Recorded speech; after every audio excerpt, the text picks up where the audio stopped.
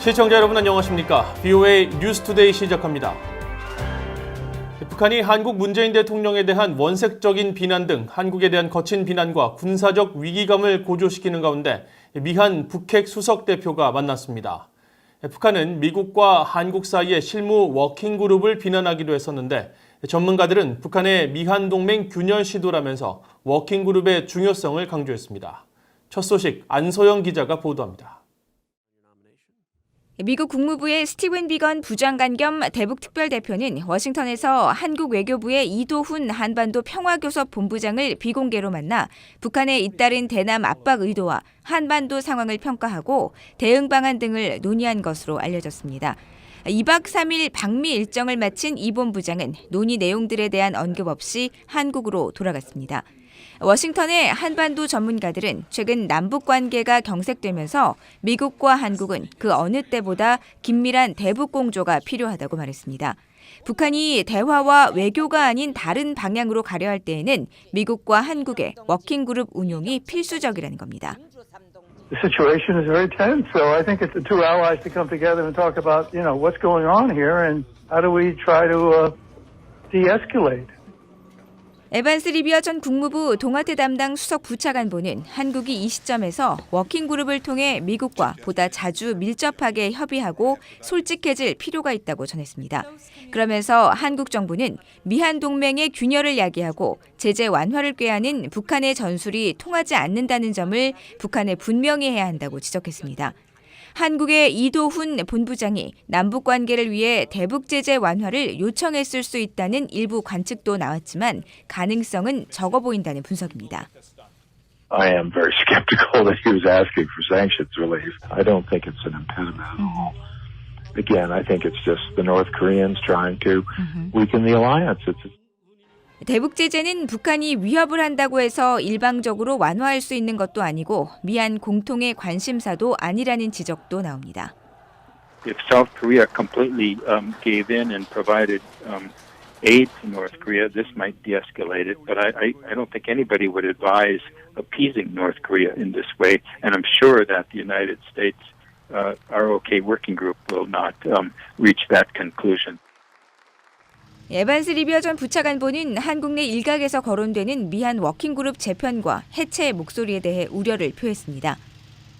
그러면서 최근 북한이 미한 워킹그룹과 여기에 임하는 한국을 비난한 것은 미한 동맹의 틈을 벌려 쐐기를 박으려는 노골적 시도라고 지적했습니다. BOA 뉴스 안소영입니다. 북한의 해킹 조직 라자루스가 신종 코로나 바이러스로 인한 위기 극복을 위해 각국 정부와 기업들이 마련한 지원금을 노린 대규모 해킹 공격을 계획한 정황이 포착된 것으로 알려졌습니다. 국제 사이버 보안 전문 기업 사이퍼만은 18일 공개한 보고서를 통해 북한 라자루스가 21일 미국과 한국, 일본, 싱가포르, 영국, 인도 등 6개 나라 500여 개 기업을 대상으로 대대적인 악성 이메일 사기 해킹 공격을 펼칠 것이라고 경고했습니다. 보고서는 라자루스가 각국 정부가 코로나 위기 극복을 위해 모은 지원금과 관련된 인물이나 단체, 기업에 악성 코드가 담긴 가짜 이메일을 발송해 자금을 탈취하려 한 것으로 보인다며 해당 국가 정부에 관련 정보를 제공했다고 밝혔습니다. 사이퍼마 측은 지난 6월 초 한국어를 사용하는 커뮤니티에서 관련 계획과 논의가 오간 정황을 포착했다며 이들이 각국 정부를 사칭해 코로나 지원금 수혜 대상자나 단체의 금융 정보를 빼낼 계획을 모의했다고 밝혔습니다.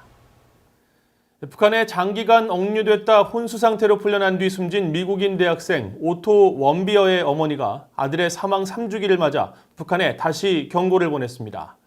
어머니 신디 원비어 씨는 북한의 불법 활동을 최대한 폭로할 것이라면서 유럽에서도 북한을 대상으로 손해배상 소송을 하는 방안을 검토했다고 밝혔습니다.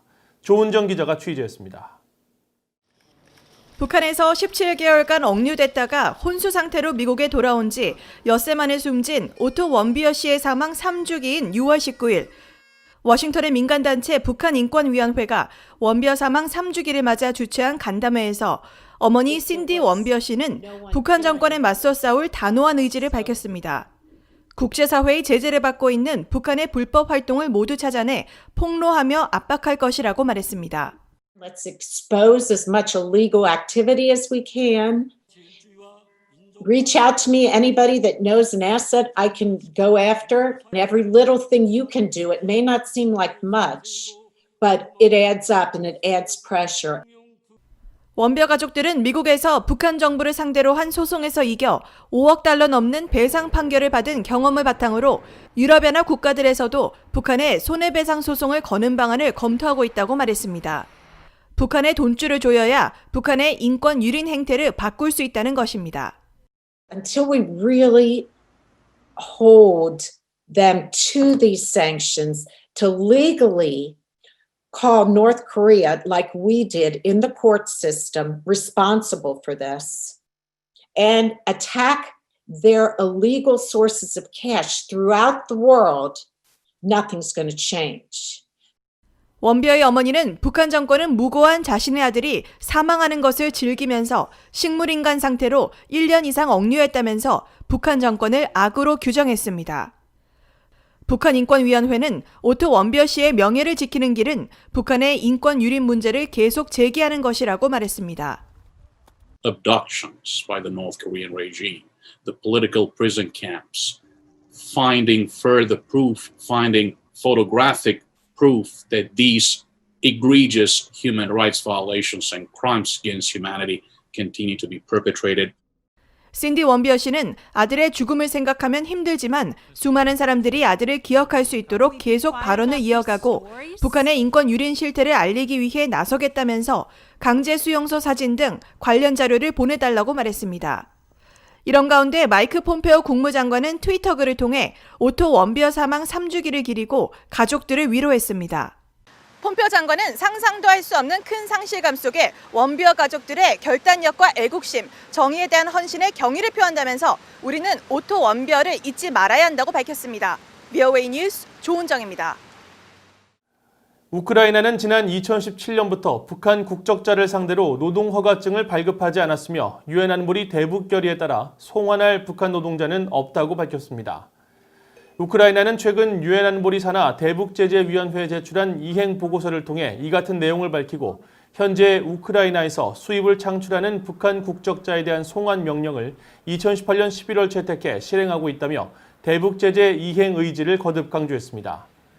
유엔 안보리는 지난해 12월 22일까지 각 회원국에서 일하는 북한 노동자와 이들을 감시하는 북한 당국자를 북한으로 송환하라는 대북 결의를 2017년 12월 채택했으며 여러 국가에 파견된 북한 노동자들이 아직 송환되지 않았을 것으로 보고 관련 조사를 진행 중입니다. 탈북 지원단체들이 20일 세계 난민의 날을 맞아 탈북민들의 상황이 지난 20년 새 최악이라며 우려를 나타냈습니다. 한국의 갈렙 선교회와 둘이 하나 선교회 등 단체들은 BOA에 신종 코로나 바이러스 여파로 북중 국경이 5달째 봉쇄되고 중국도 국내 이동에 대한 통제를 전례 없이 강화하면서 탈북민들의 이동이 거의 불가능하다고 밝혔습니다. 단체들은 특히 최근 악화된 남북 관계에 대해 한국과 북한 정부 모두 대북 전단을 살포하는 탈북민 탓을 하면서 국내 탈북민들에 대한 인식마저 악화시키고 있다며 제3국의 탈북민들도 이런 분위기를 크게 우려하고 있다고 밝혔습니다. 한국통일부에 따르면 지난 1분기 한국에 입국한 탈북민은 135명으로 지난해 같은 기간 229명보다 94명이 적었습니다. 탈북 지원단체들은 1분기에 입국한 탈북민 대부분이 지난 1, 2월에 한국에 도착했다며 2분기에는 한국 입국 규모가 대폭 감소해 2000년 이후 최저가 될 것으로 예상했습니다.